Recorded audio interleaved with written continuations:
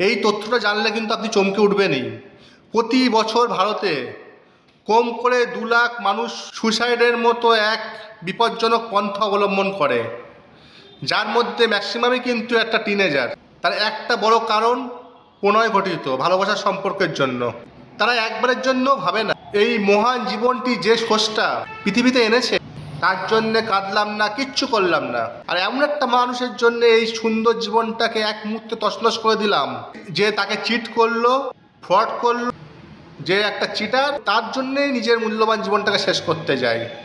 এ কেমন ধরনের চিন্তা? আত্মহত্যা একটা দুর্বল সিদ্ধান্ত, একটা সাময়িক সিদ্ধান্ত।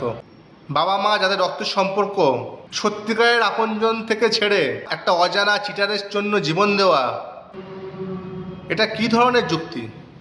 নিজের জীবনটাকে নষ্ট না করে নিজেকে ভালোবাসতে শিখতে হবে।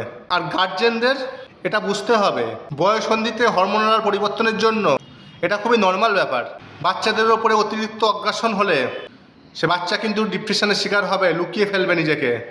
তার সাথে বন্ধুত্বের মতো মিশতে হবে, তাকে বোঝাতে হবে কাউকে ভালো লাগা মানেই নিজের কাজ কাম পড়াশোনা বাদ দিয়ে সবসময় তার পিছনে লেগে থাকা না। আবেগ আর বাস্তবের পার্থক্যটা তাকে পরিষ্কার করে দিতে হবে। তার আসল ফোকাসটা ঠিক করে দেওয়ার দায়িত্ব কিন্তু বাবা মারই। গোয়েন্দাগিরিটা বন্ধ করবেন। সবসময় সন্তানকে সন্দেহ করা, ফোন দেখা, চেক করা, এগুলি বিতৃষ্ণা জন্মায়। এতে করে সম্পর্কের বিশ্বাসটা নষ্ট হয়ে যায়। সম্পর্কটা এমন রাখবেন যাতে সে আপনাকে নিজের থেকেই বলে। চেষ্টা করবেন সবসময় এই বিশ্বাস বা ভরসাটা তাকে দিতে, যে ইমোশনাল হয়ে কোনো ভুল করলেও তার পাশে আপনি থাকবেন, তার হাতটা কখনো ছাড়বেন না।